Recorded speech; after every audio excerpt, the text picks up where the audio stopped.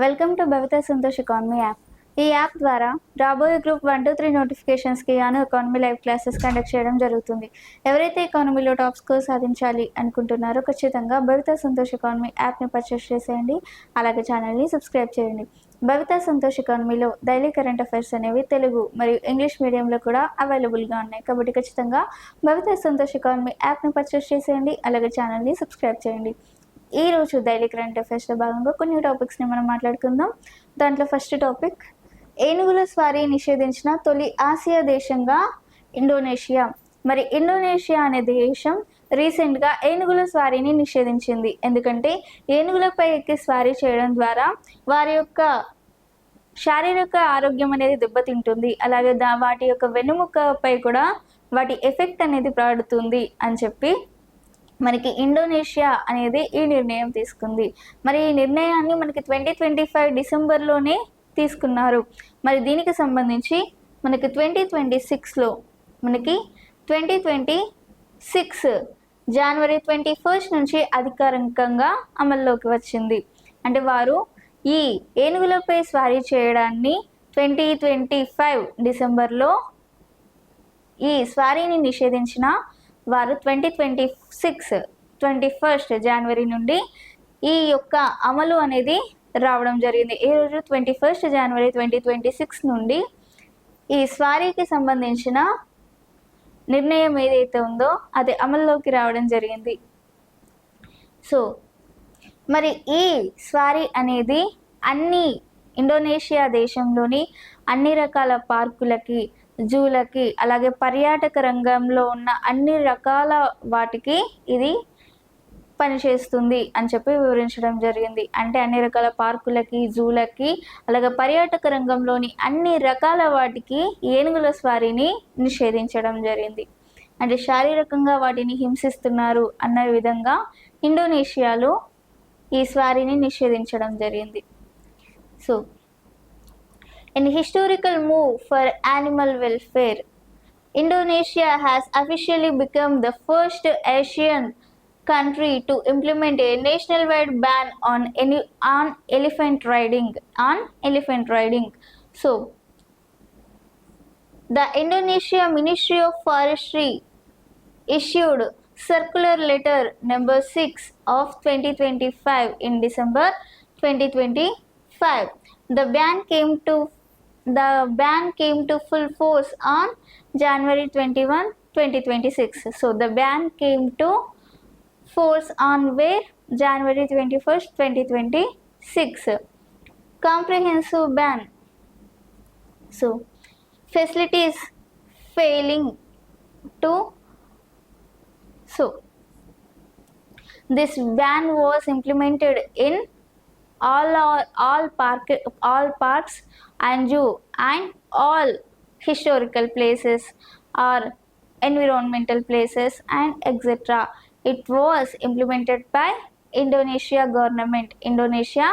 government because it was harmful to elephants. So in this case, Indonesia government has taken a decision on 25th December 2025. It has came to full force on January 21st, 2026. And this is about Indonesia become the first Asian country to ban on elephants. Next, ఐక్యరాజ్య సాధారణ బడ్జెట్కు ఐక్యరాజ్య సమితి యొక్క సాధారణ బడ్జెట్కి 315 కోట్లు చెల్లించిన Bharat. India pays 370 crores to United Nations Organization regular budget. మరి మనకి 2026 సంవత్సరానికి గాను ఐక్యరాజ్య సమితి సాధారణ బడ్జెట్కు భారత్ తన వాటాగా 315 కోట్లను బకాయిలను సకాలంలో చెల్లించింది. ఎప్పుడు? మనకి 2026 సంవత్సరానికి గాను 2026 సంవత్సరానికి గాను ఫిబ్రవరి 3వ తారీఖున, ఎప్పుడు? ఫిబ్రవరి 3, 2026 నాడు మనం ఐక్యరాజ్య సమితికి సంబంధించి మనము 315 కోట్ల బకాయిలను సకాలంలో చెల్లించింది. అంటే సకాలంలో చెల్లించింది అంటే మనకి అనర్ రోల్లో భారత్ సంపాదించుకుంది. అనర్ రోల్ అంటే మనకి ఇన్ టైంలో ఎవరైతే బిల్ని పే చేస్తారో వారిని అనర్ రోల్ అని అంటారు. సో ఆ అనర్ రోల్లో ఇదివరకు 47 దేశాలు చోటు చేసుకున్నాయి. ఆ 47 దేశాలలో ఇప్పుడు భారత్ కూడా చోటు చేసుకుంది. ఎందులో అనర్ రోల్ అంటే మనకి ఇన్ టైంలో ఎవరైతే మన బకాయిలను చెల్లిస్తారో వాళ్ళని అనర్ రోల్ అని అనడం జరుగుతుంది. మరి ఇది వరకు ద ఎకనామిక్ టైమ్స్ సకాలంలో బకాయిలు చెల్లించిన సరసన ఇప్పుడు భారత్ కూడా నిలిచింది అంట. మరి ఇది ప్రాముఖ్యత ఏంటి అంటే ఐరాస యొక్క ఆర్థిక సంక్షోభాన్ని అధిగమించడానికి భారత్ సకాలంలో తన బాధ్యతలను నెరవేర్చింది. News on air. So the significance of this India pays 317 crores to United Nations Organization regular budget is the significance is India fulfilled its responsibility in time to overcome the United financial crisis. So in that case India ranks among 47 countries that paid their dues on time. The time. So the economic times. So it was joined in honor roll. It was joined in with honor roll. Why? Because India pays all dues in on time to United Nations. So in that case India is joined to honor roll. India is joined in honor roll. In previously honor roll has 47 countries. So in that case India is also included in this list.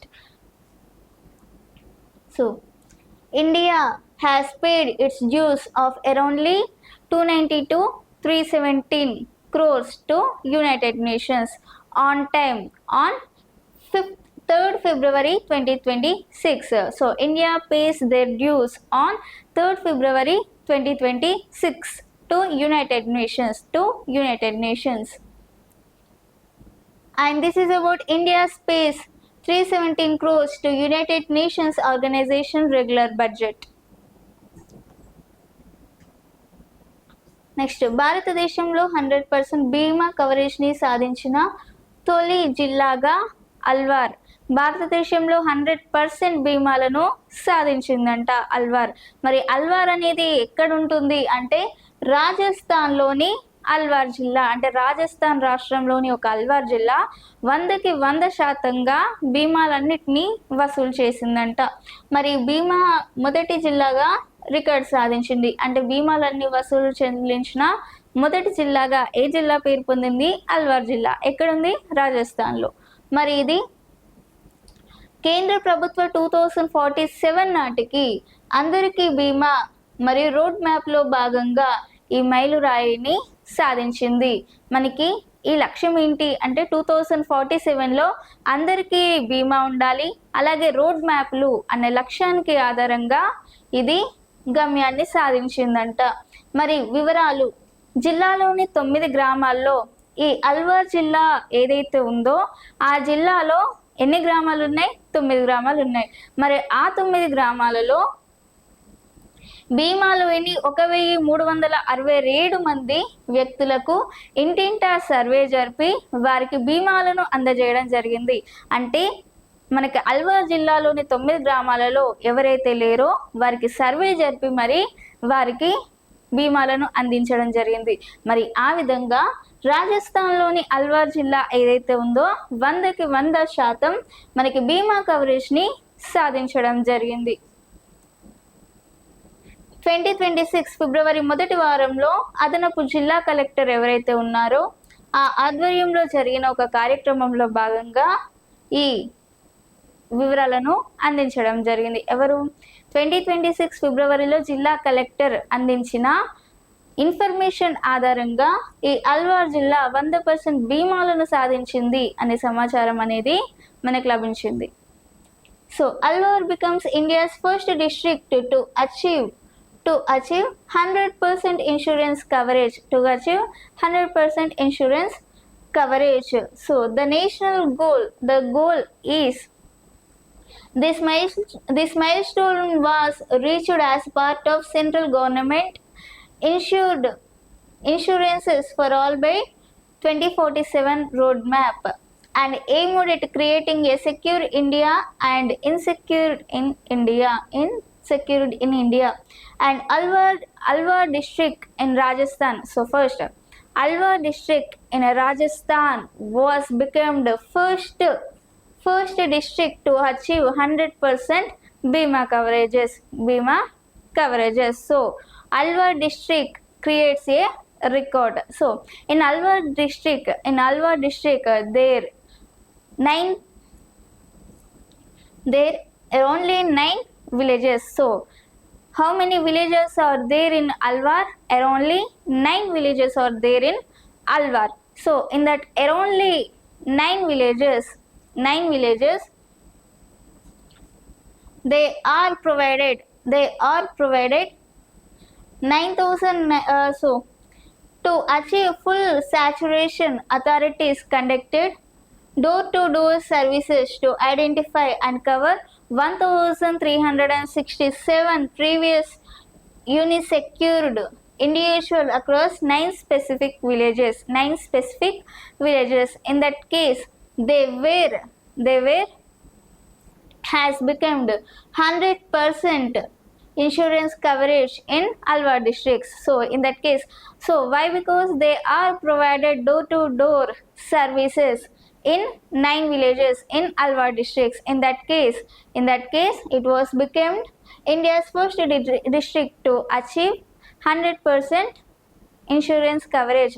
So, and lastly, this information is given by Jilla Collector or District Collector in February 2026 is in a event. It was informed by a district collector on February 2026, and this is about Alwar becomes India's first district. Alwar becomes India's first district as 100% insurance coverages. Next, BRICS centre for industrial కాంపిటెన్సీస్లో భారత్ చేరిక. మరి BRICS centre for industrial కాంపిటెన్సీస్లో భారత్ చేరిక అంట.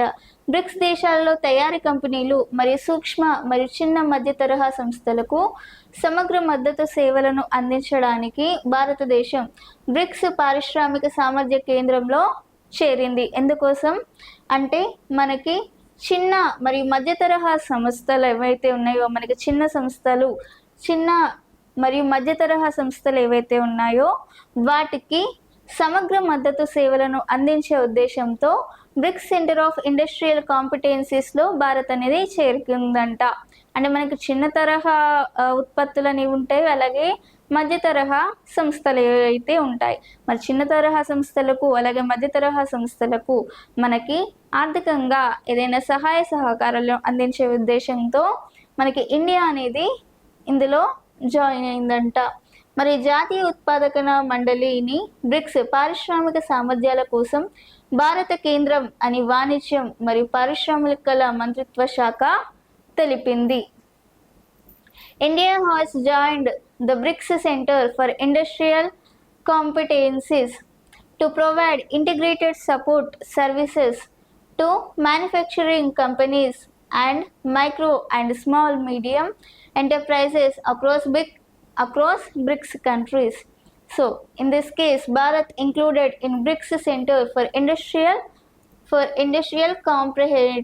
Competencies. Industrial comprehensives. So India is joined with BRICS Center for Industrial Comprehensives. Next, DRDO ఘన ఇంధన డాక్టేజ్ ramjet సాంకేతికత. మరి DRDO solid fuel ducted ramjet టెక్నాలజీకి సంబంధించి defence research and development organisation ఫిబ్రవరి 2026లో ఒడిశా తీరంలో సాలిడ్ ఫ్యూయల్ డక్టెడ్ రామ్జెట్ సాంకేతికను విజయవంతంగా పరీక్షించింది. ఇది అత్యంత వేగవంతమైన మరియు దీర్ఘశ్రేణి గాలి నుండి గాలికి ప్రయోగించే క్షిపణుల కోసం అభివృద్ధి చేసిన అధునాతన వ్యవస్థ. అంటే గాలి నుండి గాలికి క్షిపణుల కోసం ప్రయోగించే ఒక అధునాతన వ్యవస్థ అంట. మరి ఈ వ్యవస్థ ఏదైతే ఉందో ఇది సాంప్రదాయ క్షిపణుల వల్లే కాకుండా ఇది వాతావరణంలోని ఆక్సిజన్ ఏదైతే ఉంటుందో దాని ఆక్సిజన్ని గ్రహించుకొని ఇది సూపర్ సోనిక్ వేగంతో ప్రయాణిస్తుంది. అంటే ఇదివరకు ఉన్న క్షిపణులలాగా కాకుండా ఇప్పుడు గాలిలో వెళ్తున్నప్పుడు ఇక్కడ ఉన్న ఆక్సిజన్స్ ఏవైతే ఉన్నాయో ఆ ఆక్సిజన్ని అదే యూటిలైజ్ చేసుకొని అది ఆక్సిజన్ని ఇక్కడ గాలిలో ఉండే ఆక్సిజన్ని తీసుకొని ఇది మరింత సూపర్ సోనిక్ వేగంతో ప్రయాణిస్తుంది. అంటే గాలితో కూడా ప్రయాణించే ఒక క్షిపణి అని చెప్పొచ్చు. మరి ఇలాంటి యొక్క సూపర్ సోనిక్ సాంకేతికతో ఒక క్షిపణిని ఏర్పాటు చేశారు. ఈ సాంకేతిక క్షిపణి యొక్క పరిధిని మరియు దాని వేగాన్ని అలాగే గణనీయంగా పెంచుతుంది. దాని యొక్క పరిధిని మరియు వేగాన్ని మరింత వేగంతో పెంచుతుందంట. ఎందుకంటే ఇక్కడ ఉన్న ఆక్సిజన్ని కూడా తీసుకొని మరింత వేగంగా ఇది ప్రయాణిస్తుంది. అలాగే శత్రువుల నుండి తప్పించుకోవడానికి అధిక యుక్తిని ఇస్తుంది. ఇది శత్రువుల నుంచి తప్పించుకోవడానికి అధిక యుక్తిని ఇస్తుంది. So the Defense Research and Development Organization is successfully tested the solid fuel ducted ramjet technology of the coast of Odisha in February 2026. So this is unlike conventional missiles. So these are not like unlike conventional missiles. It travels at a supersonic speed. It travels like a supersonic speed and using atmospheric oxygen as a fuel. This is the specialty of this missile. And this is about DRDO solid fuel ducted ramjet technology. Next యంత్ర India లిమిటెడ్కు Miniratna category హోదా 1. మరి యంత్ర India లిమిటెడ్కు Miniratna category హోదా అనేది మనకు రక్షణ శాఖ మంత్రి రాజ్నాథ్ సింగ్ ఆమోదించడం జరిగింది. మరి ఎప్పుడు అంటే 2026 ఫిబ్రవరి 4లో మినీరత్న కేటగిరీ 1 హోదాని యంత్ర ఇండియా లిమిటెడ్కి ఇవ్వడం జరిగింది. 2026 ఫిబ్రవరిలో ఎవరు రక్షణ శాఖ మంత్రి రాజ్నాథ్ సింగ్ ఇవ్వడం జరిగింది. 2021లో ఏర్పాటైన ఈ సంస్థ 4 ఏళ్లలో లాభదాయకమైన రక్షణ ఉత్పత్తి సంస్థగా రూపాంతరం చెంది విక్రయాలు మరియు ఉత్పత్తులలో అధిక వృద్ధిని సాధించినందుకు గాను ఈ మినీ రత్న కేటగిరీ హోదాని సొంతం చేసుకుంది. ఏది యంత్ర ఇండియా లిమిటెడ్. ఈ యంత్ర ఇండియా లిమిటెడ్ని ఎప్పుడు ఏర్పాటు చేశారు? 2021లో ఏర్పాటు చేశారు. మరి ఇది స్టార్ట్ చేసిన గత 4 ఏళ్లలోనే అధికమైన విక్రయాలు మరియు ఎగుమతులను చేపట్టి అధికమైన వృద్ధిని సాధించింది. మరి ఈ వృద్ధికి గాను యంత్ర ఇండియా లిమిటెడ్కు మినీరత్న కేటగిరీ 1 హోదాని కల్పించడం జరిగింది. మరి దీన్ని ఎవరు ఆమోదించారు? కేంద్ర రక్షణ శాఖ మంత్రి రాజ్నాథ్ సింగ్ ఆమోదం తెలపడం జరిగింది. సో యంత్ర India limited is recognized a status of Miniratna category. So it was approved by Defense Minister Rajnath Singh on February 2026. On February 2026. Why? Because it was established in 2021. It was established in where? It was established in 2021. Received this recognition for transforming into profitable defense production unit with 4 years and significantly increasing sales and exports, significantly increasing sales and exports. And this is about one Mini Ratna category status to Yantra India Limited. Yantra India Limited. So the status is approved by Defense Minister Rajnath Singh. Defense Minister Rajnath Singh. Next 16వ ఆర్థిక సంఘం. 16వ ఆర్థిక సంఘం. మరి 16వ ఆర్థిక సంఘం అనేది భారతదేశంలో కేంద్ర మరియు రాష్ట్ర ప్రభుత్వాల మధ్య ఆర్థిక వనరుల పంపిణీని క్రమబద్ధీకరించే ఒక ముఖ్యమైన రాజ్యాంగ సంస్థ. ఇది ఏ సంస్థ? కేంద్రం మరియు రాష్ట్రాల మధ్య ఆర్థిక వనరుల పంపిణీని క్రమబద్ధీకరించే ఒక సంస్థ. మరి దీనికి సంబంధించి ఈ చైర్మన్, మరి ఈ 16వ ఆర్థిక సంఘానికి చైర్మన్గా ఎవరు ఉంటారు అంటే నీతి ఆయోగ్ మాజీ చైర్మన్ అరవింద్ ఫనగారియా దీనికి చైర్మన్గా వ్యవహరిస్తారు. దీని యొక్క ఏర్పాటుని భారత రాజ్యాంగంలోని ఆర్టికల్ 280 ప్రకారం 31 డిసెంబర్ 2023 నాడు రాష్ట్రపతి ఆమోదంతో ఏర్పాటైంది. ఎప్పుడు? మనకి 2023 డిసెంబర్ 31 ఆర్టికల్ 280 ప్రకారం రాష్ట్రపతి ఆమోదంతో మనకి 16వ ఆర్థిక సంఘం అనేది ఏర్పాటైంది. మరి ఇది April 1, 2026 నుండి మనకి వచ్చే April 1 ఏదైతే ఉందో ఆ April 1, 2026 నుండి ఈ 16వ ఆర్థిక సంఘం అనేది అమల్లోకి రానుంది. మరి ఇది దేనికోసం ఏర్పాటు చేశారు? భారతదేశంలోని కేంద్ర మరియు రాష్ట్ర ప్రభుత్వాల మధ్య ఆర్థిక వనరుల పంపిణీని క్రమబద్ధీకరించే ఉద్దేశంతో ఏర్పాటు చేశారు. So 16th Financial Commission is a contribution by the 16th Financial Commission is a constitutional body established under the Article 280 of the Indian Constitution to determine the distribution of a tax revenues between the union and state governments. So it is used to determine the distribution of tax revenues between the union and state governments. So the chairman of this 16th Financial Commission will be former vice chairman of Niti Aayog. Next, the period of 16th Financial Commission will be 2026 to 2030-31, around 5 years. The 5 years period for 16th Financial Commission. So the status, the commission is submitted its report to President Draupadi Murmu on November 17, 2025 and it was tabled in a parliament on February 1, 2026 alongside the union budget. And this is about 16th Financial Commission. This was about 16th Financial Commission. And ఇదే ఈరోజు daily current అఫైర్స్కి సంబంధించి. మీకు ఇలాంటి topics ఇంకా కావాలి అనుకుంటే ఖచ్చితంగా భవితా Santosh economy యాప్ని పర్చేస్ చేసేయండి. అలాగే ఛానల్ని సబ్స్క్రైబ్ చేయండి. Thank you.